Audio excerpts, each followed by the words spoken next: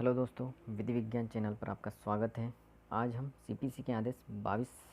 पर चर्चा करेंगे, जिसमें यह प्रावधान किया गया है कि वाद संस्थित किए जाने के पश्चात पक्षकारों की मृत्यु हो जाती है, विवाह हो जाता है और वो दिवालिया हो जाते हैं, तो जो न्यायालय है वो कौन सी प्रक्रिया का पालन करेगा, इस संबंध में सीपीसी के आदेश 22 में प्रावधान किया गया है। इसका जो रूल 1 है, नियम 1 है, यह प्रावधान करता है कि यदि वाद लाने का अधिकार बचा रहता है तो पक्षकार की मृत्यु से उसका उपशमन नहीं हो जाता है। मतलब कहने का तात्पर्य है कि आपने वाद संस्थित किया और उसके बाद पक्षकार की मृत्यु हो गई, चाहे वादी या प्रतिवादी की मृत्यु हो जाती है और वाद लाने का अधिकार बचा रहता है, तो रूल एक ये कहता है कि उस परिस्थिति में उस वाद का उपशमन नहीं होगा, मतलब वाद समाप्त नहीं होगा, मतलब चलता रहेगा। कैसे चलता रहेगा कि भैया उसके जो विधिक प्रतिनिधि रहेंगे उनको उस वाद में पक्षकार बनाया जाएगा। ठीक है, इस संबंध में रूल एक प्रावधान करता है। परंतु इस रूल का एक अपवाद है, जो ये कहता है कि व्यक्तिक कार्य, मतलब अगर किसी व्यक्ति ने कोई कार्य स्वयं अपने ऊपर लिया है जिसको वही व्यक्ति कर सकता है, तो उस संबंध में वहाँ पर वाद का उपशमन हो जाएगा। जैसे इसका एग्जाम्पल है कि यदि कोई चित्रकार है, उसने किसी व्यक्ति को चित्र बनाने का कॉन्ट्रैक्ट हुआ है इन दोनों के बीच में, और उस परिस्थिति में उस चित्रकार की मृत्यु हो जाती है, तो यहाँ पर उसके जो विधिक प्रतिनिधि रहेंगे वो उस कॉन्ट्रैक्ट को पूरा नहीं कर सकते, क्योंकि चित्र तो केवल वही व्यक्ति बना सकता था, क्योंकि वो उसकी व्यक्तिगत योग्यता पर निर्भर था। तो इसलिए वहाँ पर ये उपशमन हो जाएगा उस परिस्थिति में। ठीक है, अब इसका रूल जो 2 है वो ये प्रावधान करता है कि जहाँ कई वादी या कई प्रतिवादियों में से एक की मृत्यु हो जाती है और वाद लाने का अधिकार बचा रहता है, वहाँ प्रक्रिया, मतलब जहाँ पर कहीं वादी है या कहीं प्रतिवादी है, उनमें से एक की मृत्यु हो जाती है, तो वहाँ पर न्यायालय क्या प्रक्रिया अपनाएगा। तो वहाँ पर न्यायालय जो भी वाद लाने का अधिकार अकेले उत्तरजीवीवादी या उत्तरजीवीवादी प्रतिवादियों को प्रतिवादियों के विरुद्ध बचा रहता है, तो वहाँ पर न्यायालय उन्हें उनके जो भी एलार हैं उनको वाद में पक्षकार बनाएगा और उन संबंध में उनके विरुद्ध चलता रहेगा। ठीक है, रूल 3 कहता है कि कई वादियों में से एकमात्र वादी की मृत्यु हो जाने की दशा में प्रक्रिया। तो यहाँ पर कहा गया है कि जहाँ 2 या अधिक वादियों में एक की मृत्यु हो जाती है और वाद लाने का अधिकार केवल उत्तरजीवी वादी को या केवल उत्तरजीवी वादियों को बचा नहीं रहता है, या एकमात्र प्रतिवादी को वाद लाने का अधिकार बचा रहता है, वहाँ इस नियम में आवेदन किए जाने पर न्यायालय मृतक वादी के विधिक प्रतिनिधि को पक्षकार बनाने के लिए वाद को अग्रसर करेगा। ठीक है, इसका सब उप रूल 2 है, वो कहता है कि जहाँ विधि के द्वारा परिसीमित समय के भीतर कोई आवेदन उपनियम 1 के अधीन नहीं किया जाता है, वहाँ वाद का उपशमन वहाँ तक हो जाएगा जहाँ तक मृत वाद का संबंध है, और प्रतिवादी के आवेदन पर न्यायालय उन खर्चों को उनके पक्ष में अधिनिर्णित कर सकें जो उस वाद की प्रतिरक्षा में उपगत किए हैं, और वह मृतक की संपदा से वसूल किए जाएंगे। मतलब ये बोल रहा है रूल 3 कि अगर जहाँ पर कई वादियों में से एकमात्र वादी की मृत्यु हो जाती है, तो उसके जो विधिक प्रतिनिधि हैं वो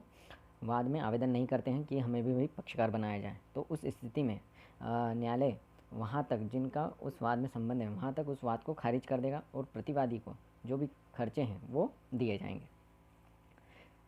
रूल 4 है, कई प्रतिवादियों में से एकमात्र प्रतिवादी की मृत्यु की दशा में प्रक्रिया। अब यहाँ पर प्रतिवादी आ गए हैं कई सारे, तो उनके संबंध में प्रावधान किया गया है कि अगर बहुत सारे प्रतिवादी हैं, उनमें से एकमात्र प्रतिवादी की मृत्यु हो जाती है और उसको वाद लाने का अधिकार बचा रहता है, तो वहाँ पर उसके जो भी विधिक प्रतिनिधि रहेंगे वो उस संबंध में पक्षकार बन जाएंगे। ठीक है, तो रूल 4 भी 3 जैसा ही है, परंतु यहाँ पर यह ध्यान देने योग्य बात है कि उस जो मृतक प्रतिवादी है उसको जो लिमिटेशन एक्ट में जो परिसीमा दी गई है उसके अधीन ही उसे वाद संस्थित करना पड़ेगा, तभी वो उस मामले में पक्षकार बन सकता है। ठीक है, अब रूल 4 है कि 4 क है कि विधिक प्रतिनिधि न होने की दशा में प्रक्रिया। मान लीजिए किसी मामले में उसका मतलब एक ही व्यक्ति है वो, और उसके कोई विधिक प्रतिनिधि नहीं है, उसका कोई नहीं है, उसकी संपदा में कोई हित रखने वाला व्यक्ति नहीं है, तो वहाँ पर न्यायालय उसके संबंध में जो भी उसके हित संपत्ति में रखते हों या उसके जो भी पहचान वाले व्यक्ति हैं उनको उस मामले में वाद का पक्षकार बनाएगी और उनके विरुद्ध वो कार्रवाई चलने देगी। ठीक है, अब रूल 5 है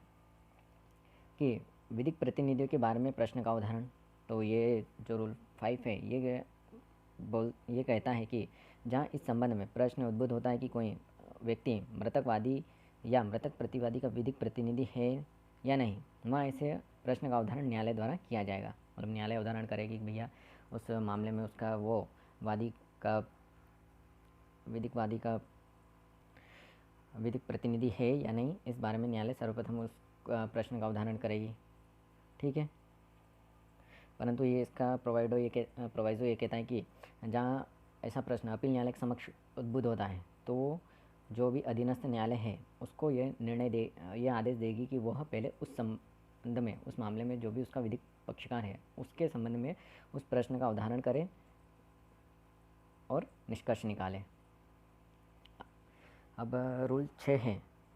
ये बोलता है कि सुनवाई के पश्चात मृत्यु हो जाने से उपशमन नहीं हो जाता। मान लीजिए कि मामला चल रहा है और निर्णय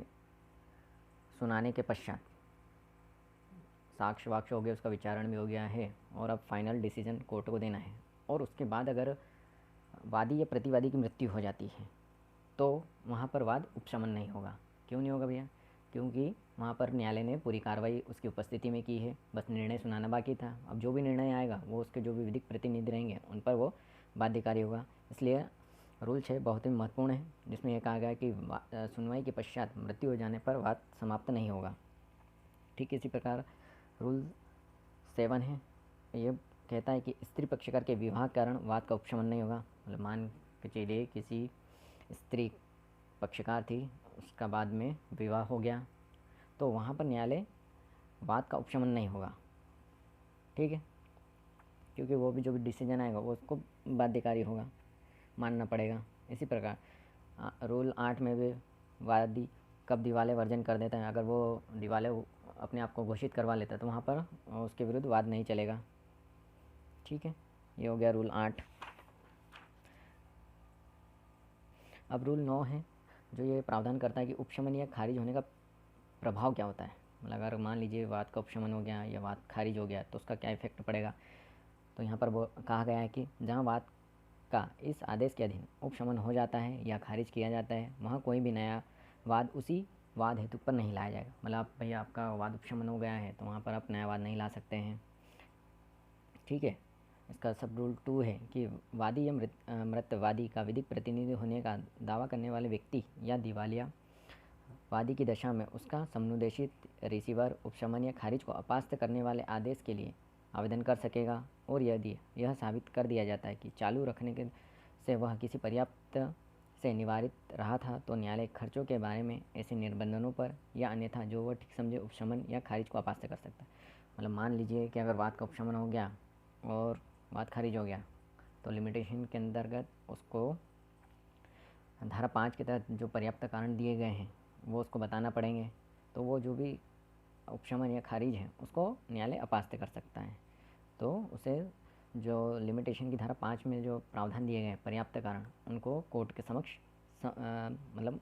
साबित करना पड़ेंगे, तब जाके वो खारिज अपास्य होगी। ठीक है,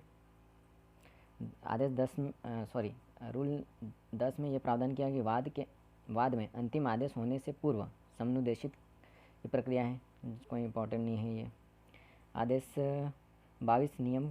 10 का न्यायालय को किसी पक्षकार की मृत्यु संसूचित करने के लिए प्लीडर का कर्तव्य बता दिया है। यहाँ पर बता दिया गया है कि अगर वाद चलने के दौरान किसी पक्षकार की मृत्यु हो जाती है तो वहाँ पर जो भी उनका विधिक मतलब जो प्लीडर उनका जो प्रतिनिधित्व कर रहे हैं उनका यह कर्तव्य होगा कि वह न्यायालय को बताएं कि भैया इस पक्षकार की मृत्यु हो गई है। तो उस संबंध में रूल 10 का प्रावधान किया गया है। और ठीक इसी प्रकार रूल 11 में भी प्रावधान किया गया है कि आदेश अपील को लागू होना, मतलब ये जो आदेश 22 है ये इनको लागू होगा। फिर 12 है आदेश की कार्रवाई को लागू होना। तो इस वैसे ही ठीक है इस प्रकार से, बाकी ज़्यादा कुछ इम्पोर्टेंट नहीं है। रूल 1, 2, 3, 4, 5, 6 और 9 ज़्यादा महत्वपूर्ण है जिनमें प्रक्रिया दी गई है। तो इस प्रकार से आदेश 22 यहाँ पर समाप्त होता है।